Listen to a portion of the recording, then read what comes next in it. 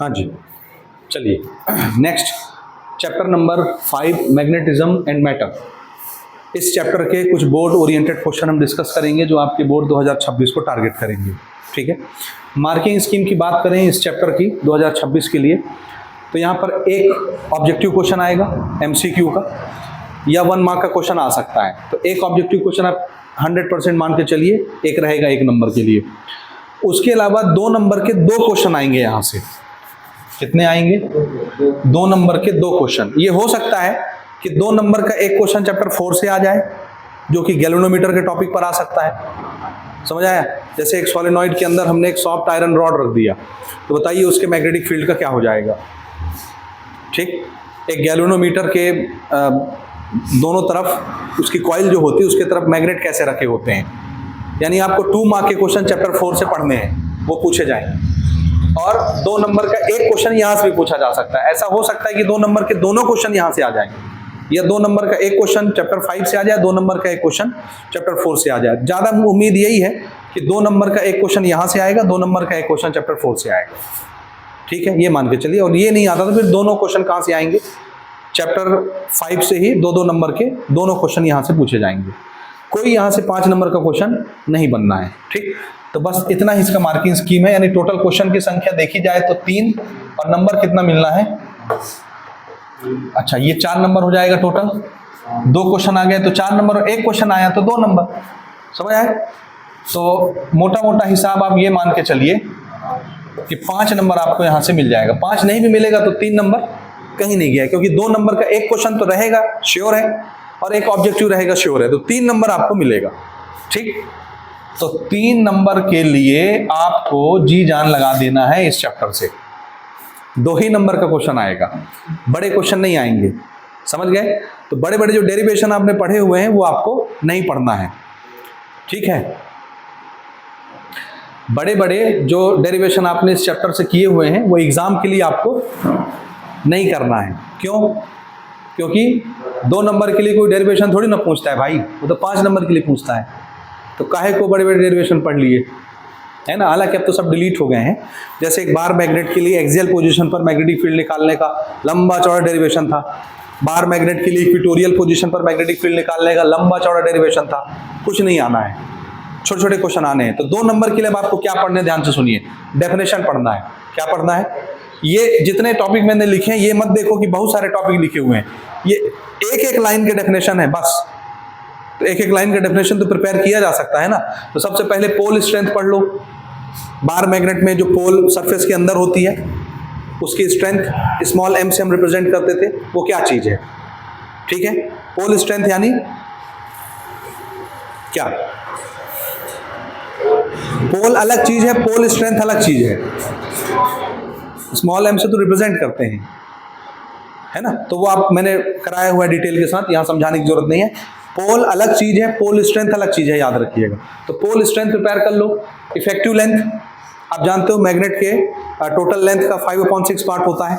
ठीक, तो ये आप प्रिपेयर कर लो, डिटेल के साथ लेक्चर कवर है। Magnetic dipole moment most important है, कर ही लेना। 2 कैलकुलेशन है इसका। एक है मैग्नेटिक डायपोल मोमेंट का कैलकुलेशन कैसे करते थे, करंट मल्टीप्लाइड बाय एरिया, एक तरीका ये हो गया। दूसरा, magnetic dipole moment capital M is multiplication of या product of pole strength multiplied by distance between the 2 pole. ठीक, तो ये दोनों तरीके होते हैं इसको मेजर करने के लिए। आप आराम से इसको प्रिपेयर कर लेना, मोस्ट इंपॉर्टेंट टॉपिक है। ठीक है, मैग्नेटिक लाइंस ऑफ फोर्स के बारे में भी आपसे डेफिनेशन पूछा जा सकता है। यानी मैग्नेटिक फील्ड क्या चीज है, मैग्नेटिक लाइंस ऑफ फोर्स। जैसे चैप्टर 1 में इलेक्ट्रिक फील्ड लाइंस नहीं पढ़ती थी, वैसे मैग्नेटिक फील्ड लाइंस 2 डेफिनेशन हमने लिखाए हुए हैं, दोनों में से कोई एक प्रिपेयर कर लेना। ठीक, इसके बाद क्यूरी टेम्परेचर, ये भी आपसे पूछा जा सकता है, छोटा सा है। यानी वो टेम्परेचर होता है जिसमें फेरोमैग्नेटिक मटेरियल पैरामैग्नेटिक मटेरियल में कन्वर्ट हो जाता है। याद आया? बस इतना लिख देना, आपका काम चल जाएगा। ये वो मिनिमम या मैक्सिमम टेम्परेचर है जिसमें कोई भी फेरोमैग्नेटिक मटेरियल किसमें चेंज हो जाता है, पैरामैग्नेटिक में। तो उस टेम्परेचर को क्या बोलते हैं? Curie temperature. प्रिपेयर कर लीजिएगा। उसके बाद ये क्वेश्चन आपसे कभी कभार पूछा जा सकता है, यूनिट नॉर्थ पोल का डेफिनेशन या यूनिट पोल का डेफिनेशन। ये भी आपने किया हुआ है। ये कहां पर पढ़े हैं आप?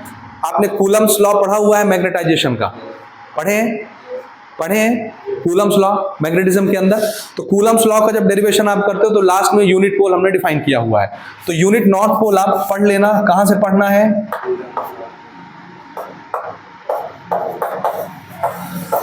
कूलम्स लॉ में आप चेक कर लीजिए, आपको यूनिट नॉर्थ पोल का डेफिनेशन मिल जाएगा। इसको प्रिपेयर कर लीजिएगा, 1 मार्क के लिए, 2 मार्क के लिए आपसे पूछा जा सकता है। आगे बढ़ते हैं, ये भी छोटे छोटे टॉपिक हैं, ये भी अगेन प्रीवियस ईयर का ही क्वेश्चन है, लेकिन ये भी पूछा जा सकता है। एक बार मैग्नेट को आप दो तरह से काट सकते हैं, डिटेल के साथ हमने कवर किया हुआ है। ये एक बार मैग्नेट है, ये इसके दो पोल हैं, ठीक। अगर मैं इस बार मैग्नेट को परपेंडिकुलरली ऐसे काट देता हूं, दो पीस बन जाएगा, बन जाएगा।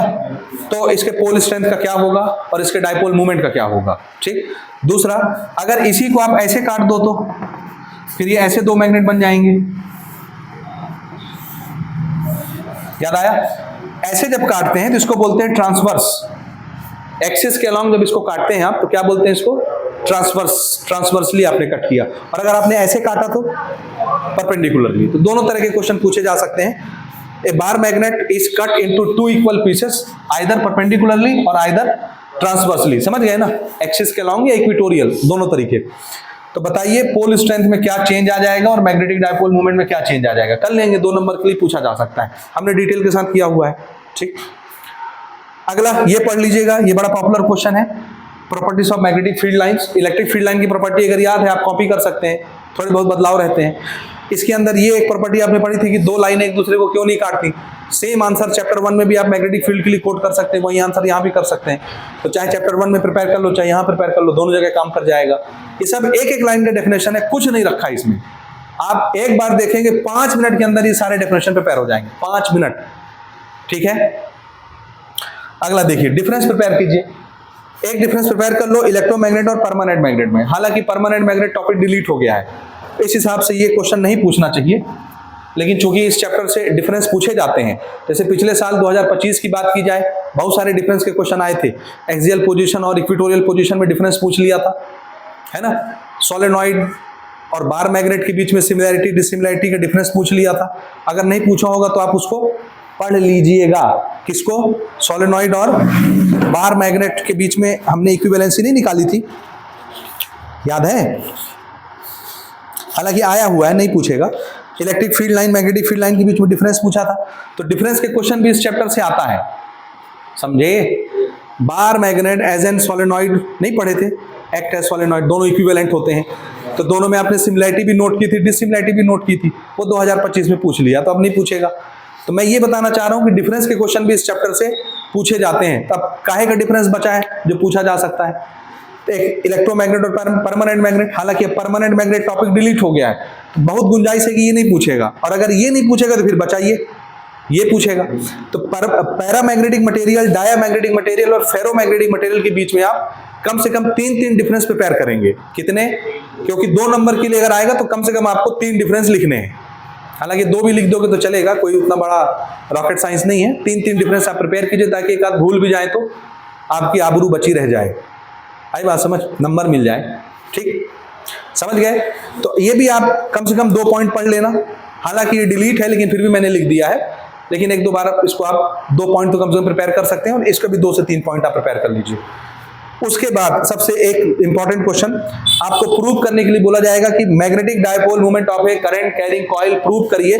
किसके बराबर होता है, it is equal to the product of current flowing in the current carrying coil and area covered by the coil, ये लूप।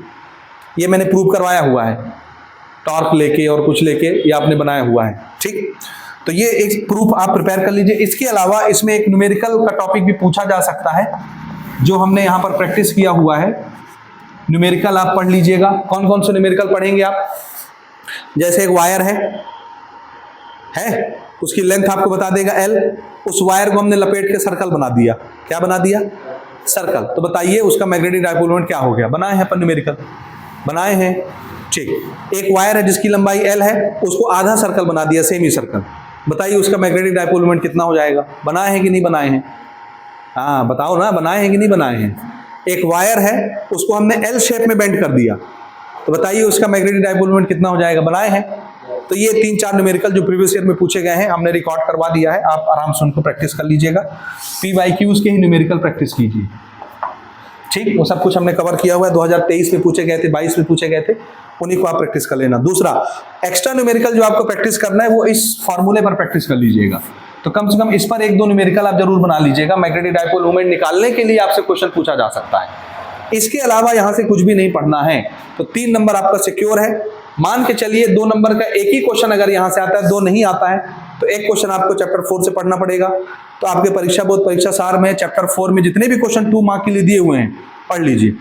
मोस्ट प्रोबेबल है कि गैल्वेनोमीटर के ऊपर आप पढ़ लीजिए, जैसे how galvanometer is converted into ammeter, how galvanometer is converted into voltmeter. हालांकि ये टॉपिक भी कटा हुआ है, लेकिन एक एक लाइन का आंसर है, पढ़ लो, क्या दिक्कत है।